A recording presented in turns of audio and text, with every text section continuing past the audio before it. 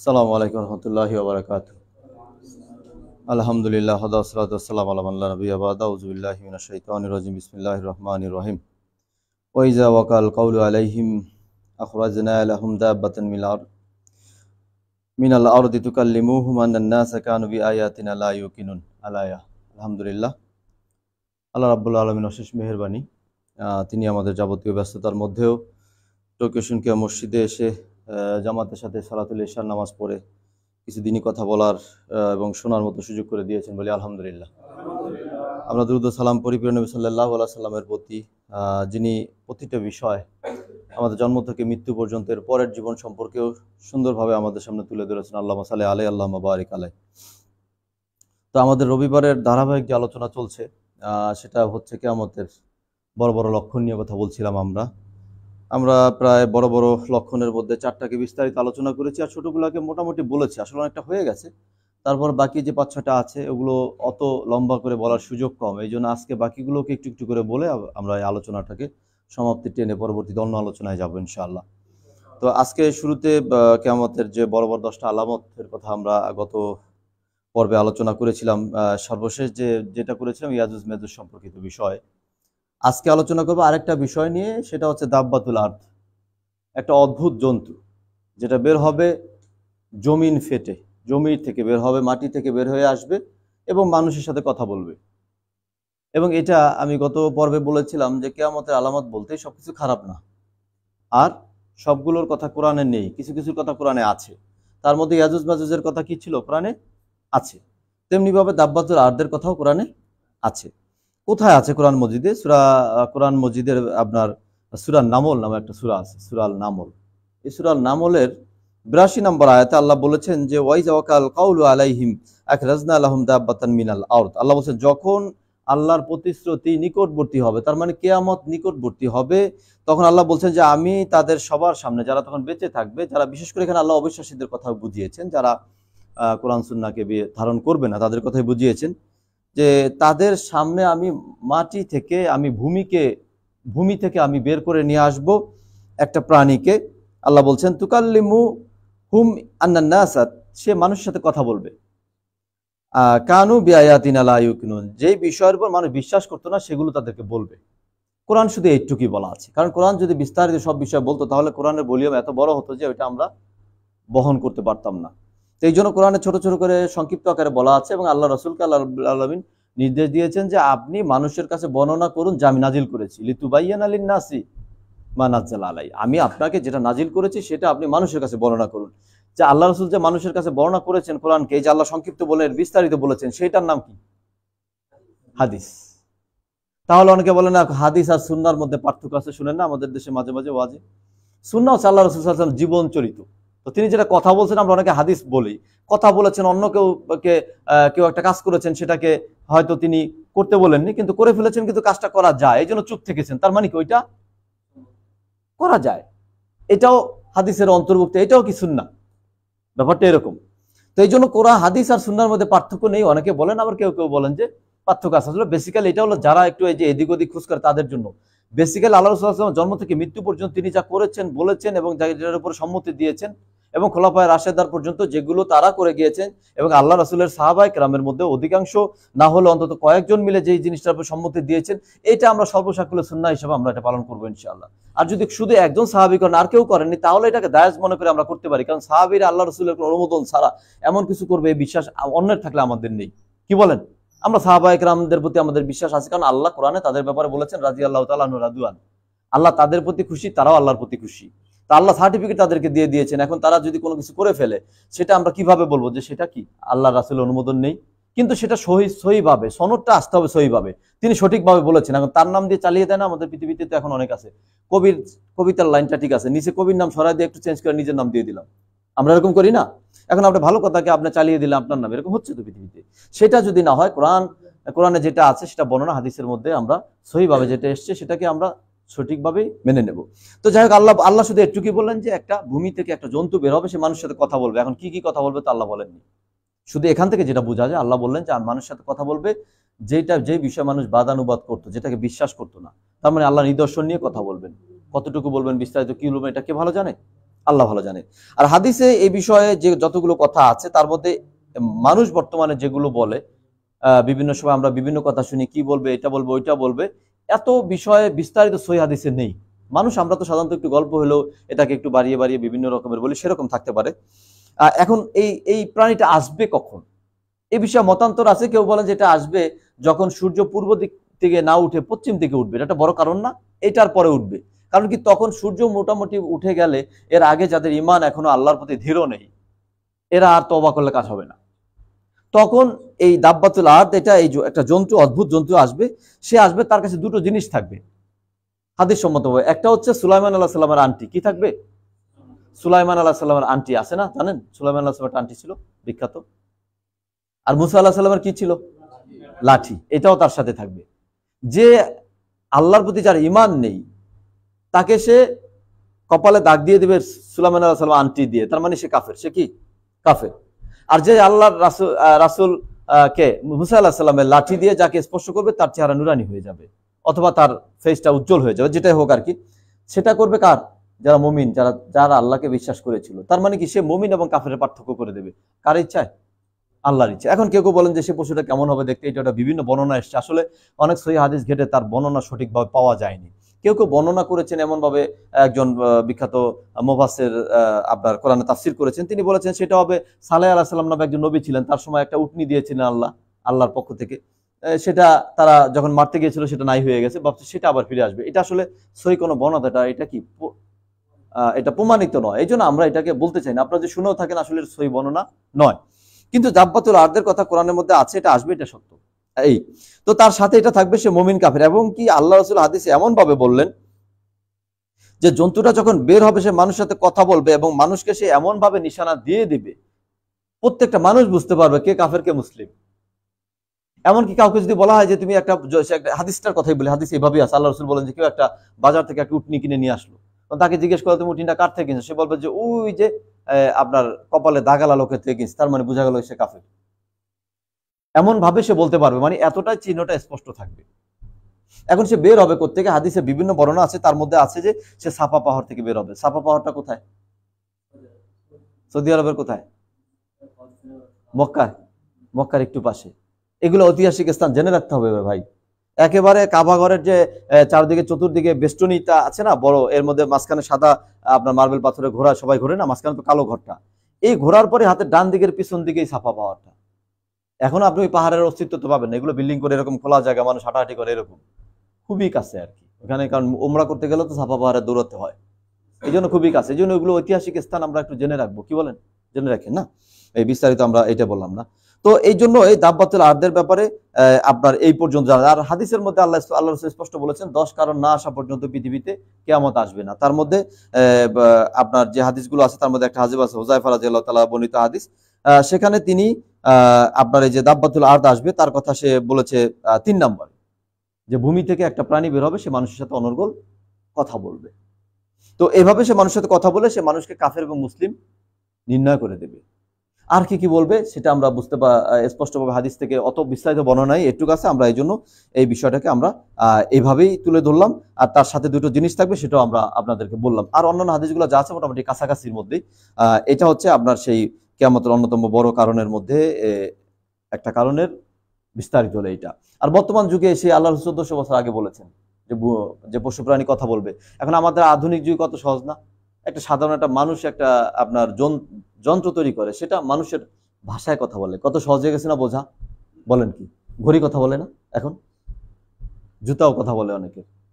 এটা মানুষ যদি এত প্রযুক্তি করতে পারে, তাই আল্লাহ যে করবেন এটা বিশ্বাস আমাদের আছে না? কারণ আল্লাহর সৃষ্টিটাকেই অনুকরণ করে মানুষ যা কিছু করতেছে। কিন্তু এই যে মাঝে মাঝে দেখেন যে এই যে যুদ্ধ বিমানগুলো বানায়, মাঝে মাঝে এমনগুলো পাখি এভাবেই নামছে, খুবও মনে হয় যে বিমানের মতো, দেখেছেন? সাবমেরিন গুলো তৈরি করে, মাছগুলো দেখে দেখে সব মানুষের এইভাবে তৈরি করে। এই জন্য আল্লাহর সৃষ্টির বাইরে কোনো কিছু ধারণা মানুষ নিতে পারবে না, ওইটাই ঘুরে ফিরে ওইটাই করবেন। আল্লাহ এগুলোই মানুষের মধ্যে দিয়ে দিয়েছেন, ঠিক আছে? এই এখন হয়তো কেউ কেউ বলতে পারেন যে ভাই আল্লাহ সবকিছু কোরআনে বলেছেন, তো এত কোরআন তো বেশি পরে হাফেজরা, তারা কিছু আবিষ্কার করতে পারলেন না, ব্যাপার কি? কারণ কি, আপনি আমার দৃষ্টিটা যেই দিকে সেই দিকটা আমার জন্য সহজ হবে। একজন আইন শৃঙ্খলা বাহিনীর সদস্য আপনার আমার দিকে তাকালে সে বুঝতে পারে লোকটার মধ্যে কোনো ভেজাল আছে কিনা, অতটা না বুঝলে একটা ধারণা করে নিতে পারে। কারণ কি, সে পড়াশোনা করতেছে এটার বিষয় নিয়ে, এখন কোরআন যিনি পড়েন তিনি শুধু কোরআন মুখস্থ করে অর্থ জানার চেষ্টা করতেছেন, অন্যান্য কিছু হয়তো খুঁজে পাওয়ার বা ওইটা চেষ্টা না করলে সেগুলো, আর যারা করতেছে পারছে। কোরআন থেকে অনেকে আগের যুগে যে চিকিৎসা বিজ্ঞান, এর তো মুসলমানের দান, ইবনে সিনা এরা মুসলিম না, চিকিৎসা কোত্থেকে নিচ্ছে এরা? কোরআন হাদিস ঘেটে ঘেটেই তো বিভিন্ন কিছু রিসার্চ করে বের করি। এখন আমরা সেটা করি না বিদায় আমরা অনেক কিছু পাচ্ছি না, কিন্তু এগুলোর ধারণা আল্লাহর সৃষ্টির মধ্যে থেকেই আছে। আল্লাহ কোরআনের মধ্যে বলেছেন যে আল্লাহ এমন কিছু নেই যে আল্লাহ যেটা বলেননি। এই তো যাই হোক, আমরা এরপরে আমরা বলবো যে কিয়ামতের বড় অন্যতম আরেকটা আলামতের মধ্যে হচ্ছে 3টা ভূমিধস হবে বড় বড়। কোন কোন জায়গায় বলেছিলাম ভূমিধস গুলো? কার কার মনে আছে? পৃথিবীর মধ্যে 3টা বড় ভূমিধস হবে। ভূমিধস কি? ভূমিধসের ব্যাপারে কোরআনের ভিতরে আল্লাহ বলছেন যে বিভিন্ন জায়গায় আল্লাহ বলছেন যে আমি কারুনকে আমি ভূমির ভিতরে প্রতিষ্ঠিত করে দিয়েছি, একেবারে নিচে চলে গেছে। কারুন কে ছিল? একজন অহংকারী ছিল, খুব ধনী, তার চেয়ে ধনী কেউ ছিল না। তা কয়েকশো উট লাগতো শুধু তার যে ধনভাণ্ডার ছিল তার চাবির জন্য। এই জন্য সে ভাবতো যে আমার কারোর প্রয়োজন নেই। সে এই অবাধ্যতা হওয়ার কারণে আল্লাহ তার প্রতি এত গোস্বা হলেন যে তাকে ভূমিতে, অহংকারকে আল্লাহ পছন্দ করেন। আল্লাহ বলছেন অহংকার, হাদিসের মধ্যে আছে, আল্লাহ রসুল বলেছেন অহংকার হচ্ছে আল্লাহর চাদর। যে অহংকার করলো সে আল্লাহর চাদর ধরে টানাটানি করলো। তার মানে কি? আল্লাহর কোনো কিছু নিয়ে টানাটানি করলে আল্লাহ তাকে রাখবেন? তো ও এত অহংকার করেছিল, এই জন্য মাটিতে ওকে ঢেবে দেওয়া হয়েছে, কিয়ামত পর্যন্ত নিচেই যেতে থাকবে। তাহলে মাটি কত গভীর চিন্তা করেন। তো এই জন্য আল্লাহর রাসূল বলেছেন যে কিয়ামত হবে না তখন পর্যন্ত যখন পর্যন্ত 3টা বড় বড় ভূমিধস পৃথিবীর মধ্যে না হবে। এই ভূমিধস 3টা হবে। একটা বলেছেন পশ্চিমে, পৃথিবীর পশ্চিম দিকে। আমাদের যত পশ্চিম দেশ আছে আমরা এগুলো সব তখন এই ভূমিধসের অধীনে পড়ে যাবে। কতটুকু ধ্বংস হবে এটা আল্লাহ ভালো জানেন। তো ব্যাপক, এখনকার যে ছোটখাটো হয় না, অল্প মানুষ চলে যায়, এগুলো না, একেবারে বিশাল। আরেকটা হবে পৃথিবীর পূর্ব দিকে, হয়তো জাপান সহ আমাদের এই অঞ্চল। আরেকটা হচ্ছে আরবের মধ্যে, আরব উপদ্বীপ আছে না, আরবদের মধ্যে 3টা বড় বড় ভূমিধস হবে। এই ব্যাপারে আল্লাহ কোরআনের মধ্যে বলছেন ফাকা শাফনা বিহি ওয়াবিদারিহিল আরদ। আল্লাহ বলছে অতঃপর আমি এই যে কারণের ব্যাপারে আমি তাকে ভূমির মধ্যে পতিত করে দিলাম। আর হাদিসে রাসূলুল্লাহ সাল্লাল্লাহু আলাইহি ওয়াসাল্লাম এই কথাই বলেছেন। তো সেখানে যে 10টা আলামত না আসলে পৃথিবী ধ্বংস হবে না, তার মধ্যে ভূমিধসের কথা আল্লাহ রাসূল হাদিসের মধ্যে বলেছেন। তখন উম্মে সালামা রাদিয়াল্লাহু তাআলা আনহু তিনি আল্লাহ রাসূল সাল্লাল্লাহু আলাইহি ওয়াসাল্লামের কে বললেন যে আল্লাহ রাসূল, আপনি যে বলছেন ভূমিধসে মানুষ পৃথিবী ধ্বংস হয়ে যাবে, এত কিছু হবে, তখন কি ভালো মানুষ থাকবে না? আল্লাহ রাসূল থাকবে। ভালো মানুষ থাকলেও আল্লাহ আযাব দিবেন, কারণ পাপাচার বেড়ে যাবে। এখন কি অবস্থা পৃথিবীর মধ্যে? পাপের কোনো অভাব নাই, সব জায়গায়। আপনি আমি যাকে ভালো মানুষ মনে করছি একটু খুঁজে খুঁজে দেখেন যে তার মধ্যে সমস্যা কত, আর যে খারাপ তো খারাপই। আর মানুষ শুধুমাত্র নিজের ছাড়া এখন কোনো কিছু ভাবে না, এটা হলো সবচেয়ে বড় সমস্যা। স্বার্থ ছাড়া কোনো কিছু ভাবে এখন? নিজের ছাড়া পৃথিবী কোথায় কি ধ্বংস হলো কোনো কিছু নাই। মাঝে মাঝে দু একটা আমাদের উদাহরণের জন্য বলতে, আমরা সবাই তো অধিকাংশ এখানে বাংলাদেশি, আর যারা বিদেশি বাদ, আমরা বাংলায় বলছি যেহেতু, বাকি অন্যরা তো বুঝতে পারবে না। আমাদের দেশ নিয়েই বলে, আমাদের দেশে এখন যা চলছে এটা কি ভাই? তুমি অত্যাচার নির্যাতনকে বন্ধ করছো ভালো, এখন আমরা একটু সুন্দরভাবে আগে দেশে হয় না, প্রতিদিন দাবি দাওয়া নিয়ে সব মানুষের রাস্তাঘাট হসপিটাল সব বন্ধ করে দিচ্ছেন। এর দ্বারা কি হবে? এক সময় করতে করতে যা হয়তো আরো মাঝখানে খারাপ আরো কিছু হতে পারে না? আমরা ধন্যবাদ দিয়েছি, আমরা দোয়া করছি সবসময় আমাদের ছাত্র ভাইদের জন্য, আপনাদের ত্যাগে এত কিছু হয়েছে। এখন ছাত্ররাই প্রতিদিন রাস্তাঘাট সব বন্ধ করে দিচ্ছে। কি লাভ হলো রে ভাই? আপনি কারো কথা ভাবেন না? আপনি হসপিটাল সামনে বসে, হসপিটাল মানুষ যাবে না? আপনার আমার হয়তো পরিবার মানুষ সুস্থ আছে, যার মানুষ অসুস্থ হয় জানেন সে কি কষ্টে আছে? জাপানে আছি আমরা, অনেক কিছু টের পাই না। একটা জিনিস গেলে হসপিটাল ভালো ব্যবহার করে গেলে আপনি সিট পাবেন, কত সুযোগ সুবিধা। বাংলাদেশে তো হয় নাকি? বাংলাদেশে অনেক সরকারি হাসপাতালে আপনার লোক না থাকলে ভর্তিও করতে পারবেন না, জানেন তো? এগুলো ভালোই তো জানার কথা। সেখানে একটা মানুষ, অসুস্থ মানুষকে নিয়ে আপনার রাস্তায় নিতে পারেন, কোনো কারো প্রতি কোনো চিন্তা ভাবনাই না, সে যা করছে সেটা নিয়ে সে ভাবতেছে ওইটাই আমার সব। প্রত্যেকটা মানুষের ছোট একটা উদাহরণ আর কি, বর্তমান আমাদের সামাজিক অবস্থার মধ্যে প্রত্যেকটা জিনিসের। সামান্য একটা জমির জন্য বাবা মা মিলে মেয়েকে মেরে ফেলছে, দেখছেন কয়েকদিন আগে? আপনি কি বলেন? মানুষ বলে আগে, আমরা ছোটবেলা থেকে আমাদের দেশে বলে না যে আমার সন্তান 7 রাজার ধন, তার মানে কি সারা পৃথিবী সে দিয়ে দাও, আমার সন্তান আমাকে ফিরিয়ে দাও, ব্যাপারটা এরকম না? বাবা মা দুইজনে ধরে সন্তানকে মেরে ফেলে কিছু জমির জন্য। আপনি কি বলেন? কোথায় সে মানবতা, কোথায় বিবেক? কিয়ামতের ছোট আলামতের মধ্যে কিন্তু এইটাই সর্বত্র করতেছে। আল্লাহ রাসূল বলেছেন যে মানুষের মধ্য থেকে বিবেককে উঠিয়ে নেওয়া হবে আর মূর্খতা বর্ষণ হবে। আল্লাহ রাসূল বলছেন বৃষ্টি যেমন বর্ষণ হয় না দুনিয়ার ভিতরে, মূর্খতা বর্ষণ হবে। এর মানে এই না যে সাক্ষরতার হার কমে যাবে। আমরা তো আগে মনে করতাম যে পড়াশোনা করেন এই মূর্খ না। এখন দেখবেন যে শিক্ষিত বড় বড় মানুষ, যার যার কথা শোনার কথা মানুষের, সে এমন এমন উদ্ভট কথাবার্তা বলে। হোক সে আপনার প্রফেসর, হোক সে ডাক্তার, বড় বড় মানুষ এমন উদ্ভট কথা বলে। ফেসবুকে দেখেন না, রাজনীতিবিদ বড় বড় মানুষ, 30-40 বছর রাজনীতি করতেছে, মানুষকে মনে করে এই লেভেলে মানুষ, তুমি কথা বলো ভদ্র। ভাই সমালোচনা, মন্দ সমালোচনা তো ভালোভাবে করা যায় না? দেখা যায় এমন কথা বলতেছে, ভালো ভালো জায়গায় দাঁড়িয়ে, রাষ্ট্রীয় পর্যায়ে দাঁড়িয়ে মানুষকে গালিগালাজ করতেছে, এরকম লোক অভাব আছে? মানে এটা আল্লাহ রাসূল যে বলছে বিবেক চলে যাবে, এগুলো হলো তার উদাহরণ। আর মূর্খতা বর্ষণ হবে। এই মূর্খ মানে এই না যে পড়াশোনা করেন, এখন শিক্ষিত অশিক্ষিত না, মানুষের ভিতরে আচার আচরণ কথাবার্তার ধরন আমাদের দিন দিন পাল্টায় যাচ্ছে না, এটা কিয়ামতের আলামত, এটা আরো ঘটবে। এই জন্য আমাদের সতর্ক হতে হবে এই বিষয়গুলো নিয়ে। এখন যেটা বললাম ভূমিধসের বিষয়, তো এই ভূমিধসটা সারা পৃথিবীকে কি বিভিন্ন অঞ্চলকে ধসিয়ে দেবে। এটা কিয়ামতের বড় আলামত এবং মানুষ টের পাবে। এটা ছোটখাটো এখন যে ভূমিকম্প হচ্ছে ছোটখাটো, এগুলো কিয়ামতের ছোট আলামতের মধ্যে, এগুলো দিন দিন আরো বাড়তে থাকবে। আর ভূমিধস বেশি হয় অন্যায় অপাচার বেড়ে গেছে, আল্লাহ রাসূল সেই কথা বলেছেন, পাপাচার বেড়ে যাবে। এখন প্রশ্ন হলো, আরেকটা হাদিসের মধ্যে আছে, ঠিক আছে তাহলে মন্দ মানুষের সাথে যে ভালো মানুষগুলো তো এই ভূমিধসের মধ্যে পড়ে মারা যেতে পারে, তাদের অবস্থা কি হবে? প্রশ্ন আসতে পারে না?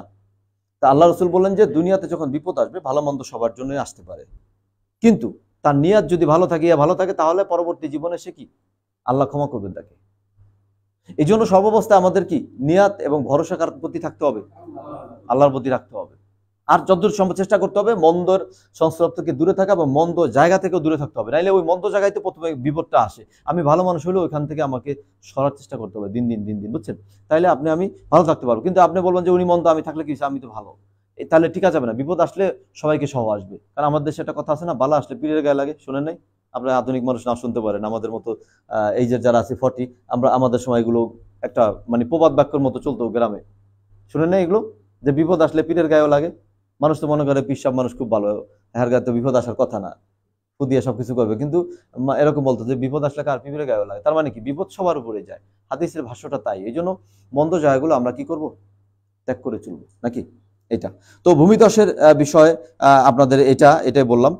আর যেটা আছে আরেকটা হচ্ছে ধোঁয়া, এটাও পৃথিবীর মধ্যে বড় একটা কারণ হবে কিয়ামতের আগে। সারা পৃথিবীর যে মাঝখানের জায়গা আছে আপনার, এই যে জমি থেকে আকাশ পর্যন্ত, এই পুরো জায়গাটাকে আল্লাহ ধোঁয়া দিয়ে ভরে দিবেন। কোরআনের মধ্যে দুখান নামক একটা সূরা আছে, নাম শুনেছেন? সূরাতুদ দোখান। এই দোখান মানে হচ্ছে ধোঁয়া। তো এই যে ধোঁয়াটা আসবে সারা পৃথিবীর খালি জায়গাগুলো ভরে যাবে, এই ধোঁয়ায় যারা মুমিন এদের সামান্য একটু সর্দি কাশি হবে, কি হবে? যারা মুমিন বলতে যারা আল্লাহর প্রতি অগাধ বিশ্বাস, তারা একটু সর্দি কাশির মতো হবে, আক্রান্ত হবে, কিন্তু অস্বস্তিতে ভুগবে সবাই। আর যারা আপনার বিধর্মী, যারা আল্লাহকে মানেননি, তাদের কি হবে? তাদের প্রচন্ড ভাবে তাদের এই ধোঁয়া শরীরের মধ্যে চলে যাবে, এমনকি তাদের পশমের ভিতর দিয়ে আসবে। হাদিসে আছে যে ধোঁয়াটা পশমের ভিতর দিয়ে আসবে। অনেক আছে না আপনার আপনার ওই যে মাদকাসক্ত এত বেশি হয়ে গেছে, মনে হয় কি তার পাশ দিয়ে হাইটা গেল, আবার আপনার মনে হয় শরীর থেকে দুর্গন্ধ বের হয়, ঘামের সাথে দুর্গন্ধ বের হয়, এরকম আছে না? মানে মাদকটা সে নিতে নিতে এমন হয়ে যায় না, যে ধোঁয়াটা এমন ভাবে তাদেরকে আক্রান্ত করবে। আপনার শীতের দিনে আমরা কথা বললে মুখ দিয়ে ধোঁয়া বের হয় না, ওইটা তো একটা নর্মাল, শরীর থেকেও ধোঁয়া বের হবে।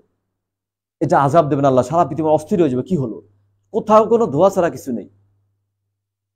এটা কিয়ামতের একটা আলামত হিসাবে এটা আসবেন।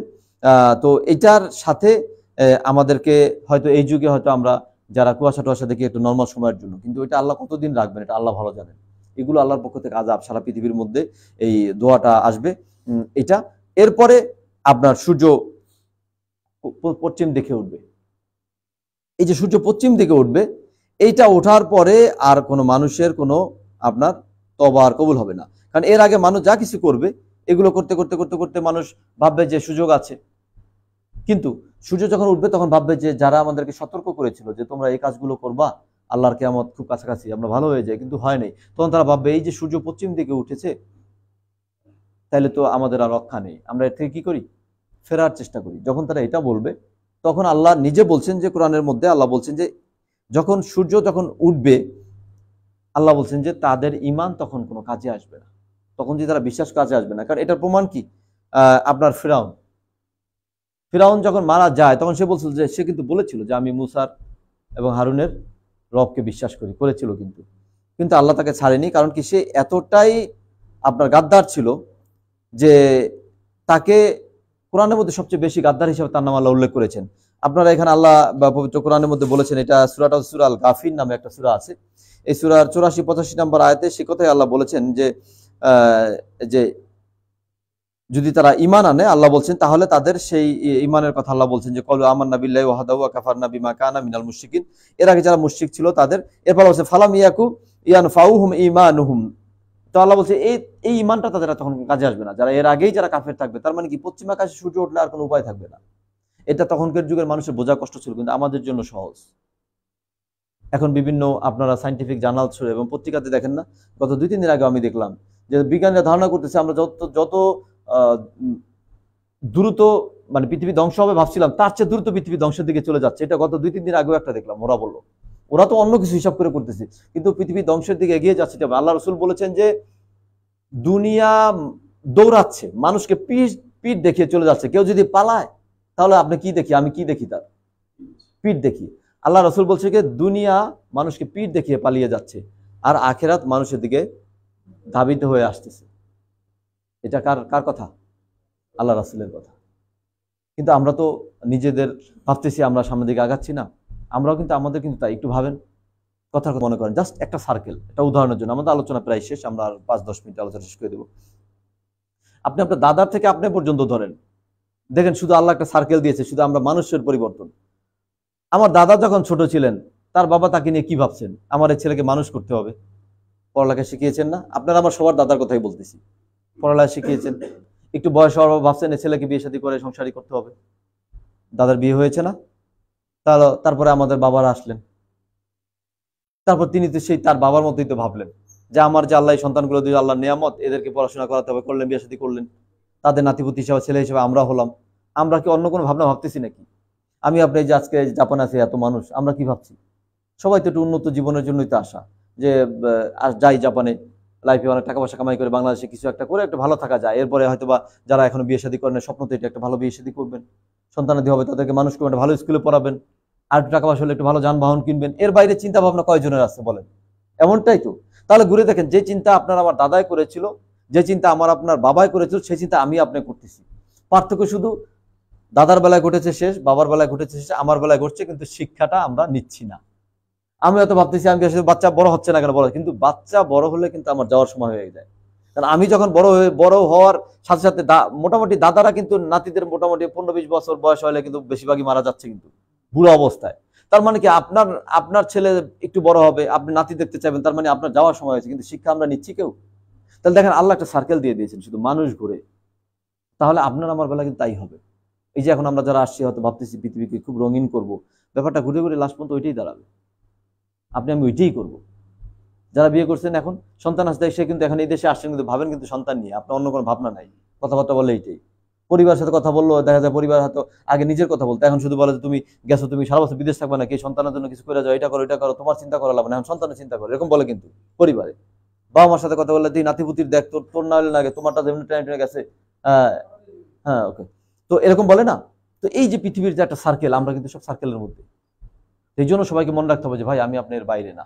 এই জন্য আমাদেরকে সতর্ক হতে হবে। সন্তান বড় হয়েছে, আপনি সতর্ক হন যে আমার সন্তান বড় হয়েছে, আমি ভাবতেছি আমার কিন্তু যাওয়া খুব কাছাকাছি। এই জন্য আমি সবসময় একটা বয়সের মাপকাঠি আমার সবার জন্য বলি, বয়সের তো নির্দিষ্ট সময় নেই, মারা যেতে পারি না সবাই? যেতে পারি তো, যে কোনো অবস্থায়। আজকে আমরা আর দুটো কথা বলে শেষ করবো শিক্ষার জন্য। আজকে আমার খুব পরিচিত জাপানে ছিলেন এক ভাই, একটা তার বোন মারা গেছে অ্যাক্সিডেন্ট করে, তো দোয়া চাইলেন। ওনার ঘটনা বলতে বলতে ওনারও কান্না চলে আসছে, আমারও চলে আসছে, শুধু পরিচয় আসে বলে। দেখেন ওনার বোন, তার দুইটা ছেলে, একটা 6 বছর, একটা হলো 8-9 বছর বয়স। দুইটা ছেলেকে সে হাফিজি পড়াচ্ছিল, যে তাদেরকে হাফেজ আর বড় আলেম বানাবেন। ছোট ছেলেটা বয়স 6 বছর। দুটো মেয়েও আছে আলহামদুলিল্লাহ, তারাও খুব বেশি বড় তা না। তো যে কোনো একটা কিছু আনার জন্য বাসা থেকে বেরিয়ে গেছেন, পিছন থেকে একটা ওই লেগুনা টাইপের গাড়িকে একটা নাকি বাড়ি দিয়েছেন, তো মেয়েটা নিচে পড়ে গেছে। মেয়ের টেনশনে মা কি করেছেন, আপনার স্ট্রোক করেছেন। ওই অবস্থায় রক্ত রক্ত বেরিয়ে মা মারা গেছে। এবং সে বলছে যে পরিবারটাকে কে মেনটেন করবে? একটা 6 বছরের বাচ্চা। মা প্রতিদিন খাবার নিয়ে যেতেন ছেলের কাছে। কারণ 6 বছরের বাচ্চারা কি করে, মা একবার খাবার দিলে আবার দৌড়াদৌড়ি করতে থাকে না? এরকম না ভাই, আমরাও তো করেছিলাম, মনে নেই এখন। আর বর্তমানে পোলাপান আরো বেশি করে না? তো এগুলো কি অন্য কেউ সহ্য করবে? আমার আপনার মা আমাদের জন্য যে কষ্টটা করেছেন, এগুলো কি সহ্য হয়? করবে কেউ? সারাদিন সন্তানের পিছিয়ে পিছিয়ে খাওয়াবার জন্য যে ঘুরতেছে সার্কেলের মতো, এটা অন্য কেউ করবে? এই যে 4টা সন্তান, কাকে কে দেখবে? 6 বছর বয়সে মা নেই, আপনি বলেন এটা বাবা বিদেশ থাকে, কারণ কর্মজীবনের জন্য তো থাকতেও পারে না কাছাকাছি। তো পরিবারটা কে দেখে? ফোন দিলে বড় ভাগ্নিরা বলে যে মামা আমার ভাইদের পরিবর্তন এরকম।